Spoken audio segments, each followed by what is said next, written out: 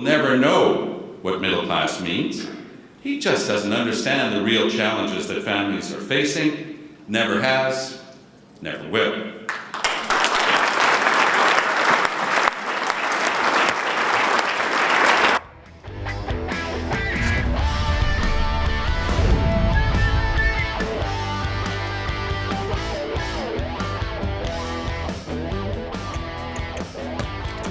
And a very good Monday morning to you. Great to have you here with us this morning. That, of course, was NDP Leader Thomas Mulcair speaking in Ottawa to the party faithful over this weekend. And, of course, he was slamming the Liberal leader for his claims that he will fight for the middle class. But as Mr. Mulcair pointed out, how on earth could someone so rich know exactly what the middle class is about, and how can you fight for them? He can't even actually explain who the middle class is. Let's bring in Sarah McIntyre and John Mraz to duke this one out.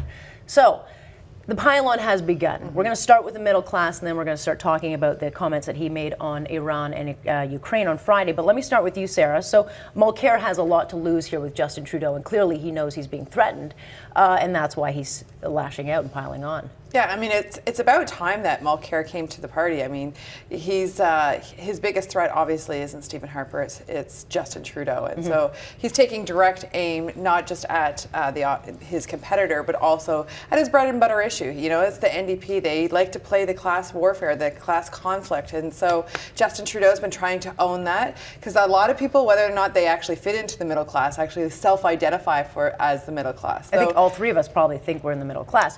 We asked John last week 3 different times for Mr. Trudeau to tell us exactly who is the middle class, what is it? And each time we got a different answer. Does he need to sharpen his message? Are you surprised that he's not kind of giving? I think this is terrific. Thomas Mulcair tried to ignore Justin Trudeau for a couple years now. Justin Trudeau was the man who could not be named. He was not a threat.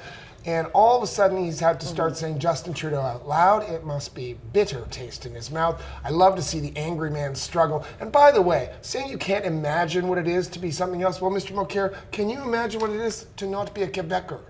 Because he spent his whole weekend on talking points saying, I am the only one who is a Quebecer, I'm the only one who could vote in the election today, suggesting perhaps maybe he can't imagine what it's like to be somebody from the rest of Canada?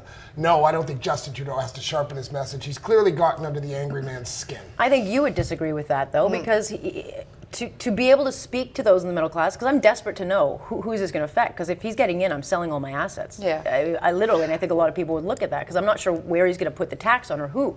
Yeah, no, I actually will probably disagree with you there. I mean, someone like Mitt Romney wanted to be president of the United States, and I think he understood, what was important to grow an economy, what the right incentives were, and what the role of government was. So just because of where you stand in your own personal income bracket, I think that doesn't mean that you. And I do agree with you on that. Yeah, precludes you from understanding what it takes to grow an economy. My issue is more that he hasn't been able to define it. Yes. Well, that, and I mean, some of his other positions he's taken, policy positions such as the budget will balance itself. So, those are more worrisome to me than simply the fact that he came from a well-to-do family and, charged $250,000 in speaking fees while he was an MP. But that when did we start getting angry at people for when and to whom they were born? But that narrative worked very well in the United States during that election. And I agree with you. I don't care what he did. And when did we start getting mad? I mean, Liberals or Conservatives, both capitalist parties. When did we start getting mad at people who were making money? Liberals got mad at a long time ago. But let's face it. It worked very advantageously for you. Stephen Harper, Justin Trudeau, and Thomas Mulcair are all playing class politics. Stephen Harper talks about the middle class just as often as Justin Trudeau does. Sure, but I get the sense that if I ask Stephen Harper who the middle class is, he could probably give me a pretty definitive answer. Some of the top economists in the world argue, debate, what is the middle class now? What is it in Canada? Is it somebody who's making 50 or 60,000? Other people argue it's somebody who's making 200,000.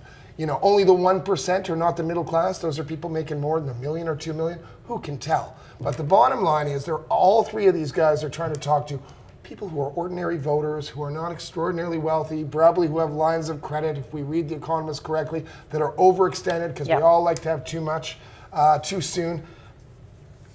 Class warfare. I'm surprised it took this long for the socialists to catch up. Yeah, I'm actually quite surprised that it did take Mulcair this long to actually come to the party and start taking aim at Justin Trudeau. I mean, this is his top competitor. It's in Quebec.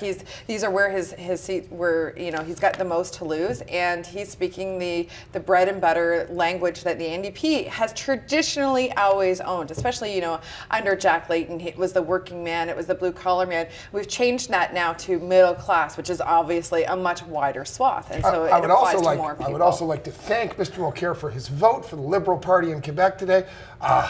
He must, there's some socialism right there. And I've always noticed the NDP don't run candidates in Quebec because the Péquistes and the Sovereigntists were their direct competition. They were the socialists. Look at this guy. He's voting for the center-right party. Well, he can't possibly vote for separatism. I mean, that he'd be done. Let's talk about the comments that were made to an Iranian-Canadian paper by Mr. Trudeau that we started talking about here on Friday. And he really was very critical of Mr. Harper on his handling of Israel, too pro-Israel, his stance on Israel.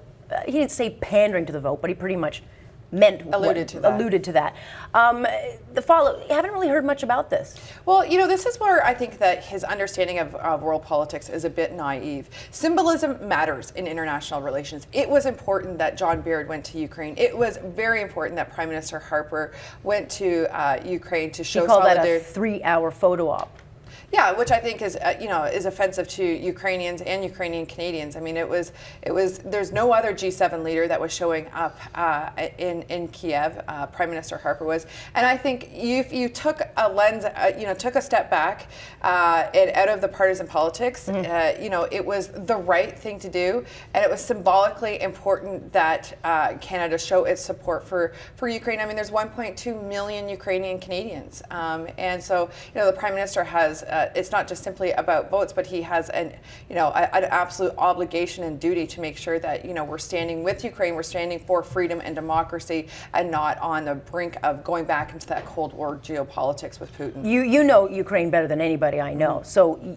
Your stance on Mr. Harper going over there, and is Mr. Trudeau fair to attack him? Because as leader, I would think that he'd have to go over there. I differ with Mr. Trudeau on this. I was very proud of my Prime Minister for going over there, all partisan politics aside, and no matter what the local politics are, and there's a lot of Ukrainian votes in the box here in Canada that are fought hard, for here in Ontario, across the prairies.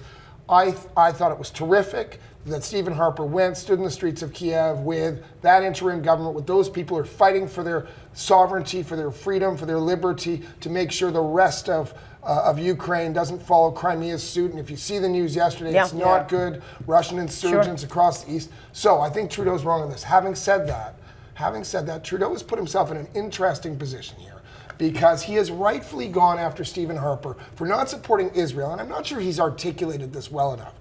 Everybody that I know in the Liberal Party, certainly the people I respect, and Justin Trudeau included, believes in Israel's inalienable right to exist and support Israel. The problem with Stephen Harper is he's gone further. He sort of supports only one party in its policies there. He's gone too far. It's not the support of Israel that Mr. Harper exudes. He hangs out with Bibi Netanyahu and he plays local politics in Israel. It's impossible for Justin to attack him, and rightfully so, on that, and then go support a partisan, perhaps, organization within Ukraine. I can see why he's conflicted. He was speaking by video at a gathering yesterday where he was awarded for something in the medical community, but nonetheless, it was a predominantly Jewish audience, and he stated his position: we will always have Israel's back, not because it's in our political interest, but because it is the right thing to do. So he is critical of Mr. Harper's stance on it, but yet he would not dare say to that crowd anything otherwise, and yet on Friday, when you see this videotape,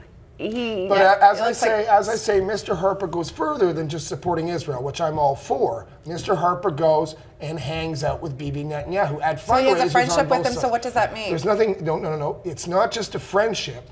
He is quite vocal about his support. Mr. Netanyahu is allowing settlements that are an abrogation of every agreement and accord that Israel's made, which Canada recognizes. Yeah, and Canada. Yeah, I mean, and the Prime Minister has actually criticized Netanyahu for that, except for he didn't criticize him in Israel, which is, as you know, with international relations, you don't go to someone else's backyard and then criticize their actions. You do it outside of their. If the beat on Mr. Trudeau is that he's talking about more nuanced policy, let's remember you don't make peace by talking to your friends. You make peace by talking to your enemies. And yeah, we have to stay at the table with some very unpleasant actors. We can't just ignore Iran. But we've seen the way President Obama has handled his foreign policy by trying to be nice to the tyrants. Well, let's not use that as a bar to success. But that's where the concern is, because I know that there are a lot of Obama advisors in his campaign right now. Are they molding him to speak like Obama? Because if that's the foreign policy road we're going down, it's not going to work. Last point. Coddling dictators doesn't work. It just means that they're going to push the line further, and we've seen this time and time again. Nobody's talking about coddling dictators, and certainly I think that Barack Obama, especially around Ukraine, has been spectacularly weak. He's been a bit of appeasement Syria, monkey. Israel. Absolutely. Okay, we got to wrap it up there, guys. Thank you.